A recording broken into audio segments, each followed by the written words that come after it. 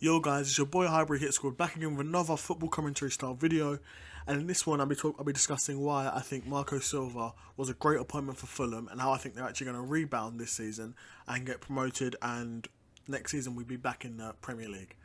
So yeah, let's get straight into it. They've had a pretty good start to the season. I think at the moment of recording this they had just lost to Reading, I believe. They just lost to Reading 2-1, I'm going to say. But they're still, I think, they're second in the league at the moment of recording this. So they're still right up there. And we're only 7 or 8 games into the season and they're already up there. But I think Marco Silva was a really good appointment for Fulham. It matches their philosophy, I think, of playing that attacking style of football like Scott Parker was playing when he was there. And then obviously Scott Parker left and then they've now got Marco Silva and they play similar types of football. I think you need that almost, I don't even know what the word is, but like that continuation of a philosophy. You know, I think we've seen many teams over the years try and go for one style of football, it not work, and then try and change it. But it's actually showed, from my point of view, real belief in the senior management at Fulham that this is the way they want to play, and they are going to do what they have to do to play this type of football, and it's really respectable. Of course, they've got decent amounts of money behind them, of course, with the Khan family who own, of course, AEW and an American football team also. I forget the name of the franchise. But I think, like I said many times, Marco Silva I think is a really good appointment, and I think for the level that they're at, he's one of the best options they could get. You know, he done a really good job at Watford. And then first season at Everton did a solid job. Kind of fell apart at the seams at Everton, but I might make a video on Everton actually. Because that team wasn't a perfect team for him. It was a team that was just coming out of a Sam Allardyce reign. So again, what I'm saying, clashing philosophies completely. As you do, because you've got Allardyce, who's a defensive manager, I'd say, defensive counter-attacking manager, and then you've got Marco Silva, who's the complete opposite. He wants to be a more higher pressing front foot manager, so completely different, and it can be a tough adjustment for the players. Nonetheless, he had a good first season, and then it kind of fell apart second season, and he lost his job unfortunately. And he's been out of work for a while, I believe, but he's got himself back into the English game at a really good club with a lot of upside. You know, Fulham, they're in London, West London, a really nice area of the city, a nice stadium. With a lot of history behind it. It's an old stadium. I believe it's 30,000 seats, 35,000 seats, maybe not more than that. But it's a good stadium, really tight, really packed in, or an old style stadium, I'd say. But yeah, let's get into the first 11. I've been talking about Marco Silva for a while, but let's get into the first 11. In goal, they've got Gazzaniga from Tottenham. I believe they got him from. Like I said, for this level, for Championship, he's a really good goalkeeper, I'd assume. You know, he played a few games for Tottenham, wasn't amazing, but I don't recall him having any shockers off the top of my head. So when he signed, he probably knew he was going to be back up for Hugo Lloris at Tottenham. I think he played a couple of games and didn't have a shocker, I believe. He kept Joe Hart out of the side for the most part, but. Yeah, Gazzaniga is Fulham's goalkeeper now, and I think he'll be pretty good, a solid option. We then go on to their left back, Anthony Robinson, you know, an American player playing for Fulham at left back. He's actually a young player that I wouldn't say young, but he's a player that I'm really keen on.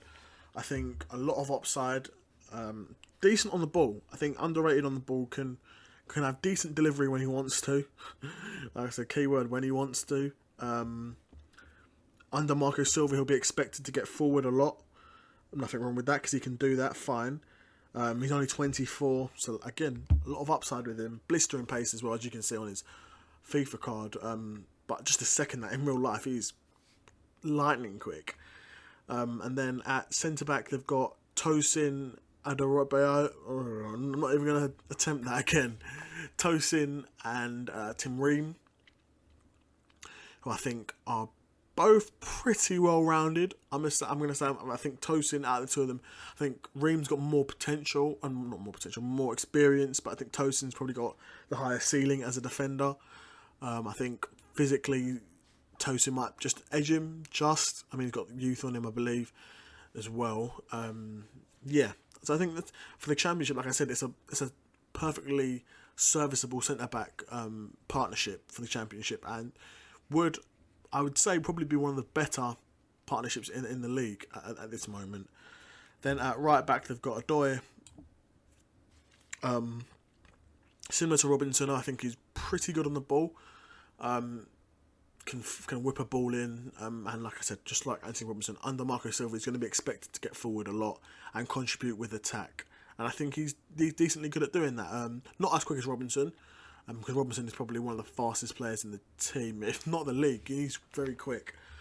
But yeah, Adoy is their right back. And then in midfield, they've got Nathaniel Chalobah and Jean-Michel Seri. I really do like this double pivot. I think it actually almost... Well, I mean, Chalobah was with Marco Silva at Watford. I was going to say it kind of reminds me of the Watford pivot that Marco Silva had at Watford, obviously. And then I'm looking at it now. Chalobah, he obviously had at Watford. Jean-Michel Seri, who I think... What do I think? I think he's a good player. Don't get it confused. I do think he's a good player. Definitely not the player we all thought he would be. You know, at a point he was linked with Arsenal, Barcelona even. I mean, he's definitely not the player we thought he would be. But like I said, for this level, I mean, the levels naturally aren't going to be as high as in the Premier League. Naturally, because it's the league below. But I think he can do a really good job, and he's mobile. He can get about the pitch. Physically, not too bad. I think for a defensive mid, I'm going to want to see someone a bit more physical, to be honest. But he's decent on the ball, can bring the ball forward as well. I think that's probably... He edges Chalobah on that. I mean, Chalobah is physically really good, defensively solid as well. I think where Mikel Seri offers a slightly different option is Mikel Seri's ball carrying, I'm going to say. And naturally, like I said, we've got Chalobah on the other side as well. And yeah, Chalobah, I think he's really good defensively. Got a lot of experience as well at this point. And knows the manager well. He was with Marco Silva for a few years at Watford, and now he's rejoined him again at Fulham. We've also got Reed, attacking midfielder. He's another good player. He'd probably just about edge it between himself, Kevin Kearney. Is that his name? Kevin? No, Tom Kearney. I think it's Tom Kearney, and also what's his name? Fabio Carvalho. Also, I mean, an argument could definitely be made that Fabio Carvalho would be a better option there, but I've gone with Reed in this case, and I think he's a really good option as well. Nice pass with the ball, decent, can move with the ball as well. Not the quickest, but in that sort of position, it's not paramount. I'm going to say it's not paramount. It's not like he's a fullback or a winger. He doesn't need to be blistering quick. Then left wing, we've got Ivan Cavaniero, a player that I really like. I think he's one of Fulham's best players and has been for a couple of seasons now. A player that, like I said, a player that I really like. Really quick, nice on the ball. I think we saw him play decently well last season as well. Got a few goals for Fulham, a few assists. Can beat a player as well, and at Championship level, he's going to cause problems for any defence that he faces at Championship level. I think the same could nearly be said for Wilson on the right as well. Definitely not as quick, but on the ball, one of their best ball players, I'm going to say. I think nice passing, can move the ball, got a nice shot on him. I'll be honest, he's got a decent shot on him as well. And like Cavallero, he's going to cause a lot of defensive issues in the Championship. And up front, they've got their talisman Mitrovic, who at the Championship level is probably one of the best strikers that you can get. I think last season he really struggled, and I was really disappointed with him last season in the Premier League, because when he had first joined Fulham in the Premier League, he had scored some goals. He then went down with them, scored goals in the Championship, came back up last season, was really poor. Had a really poor season and didn't get many goals at all. I think Dito Reed, the Jamaican international, my brother, was probably, I think he might have been their highest goal scorer, to be honest.